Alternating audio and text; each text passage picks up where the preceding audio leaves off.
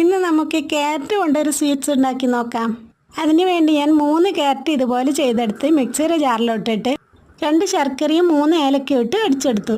ഇനി ഒരു പാനെടുത്ത് അതിലോട്ട് ക്യാരറ്റ് ഇട്ട് 1 സ്പൂൺ നെയ്യ് ഒഴിച്ച് ഇതുപോലെ വെള്ളം വറ്റിച്ചെടുക്കണം.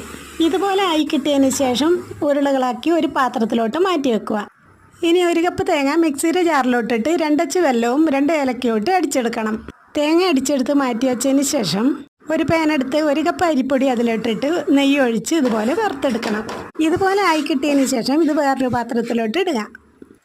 ഇനി അതേ പാനിലോട്ട് തന്നെ നേരത്തെ അടിച്ചു വെച്ച തേങ്ങയിട്ട് ചൂടാക്കിയെടുക്കണം.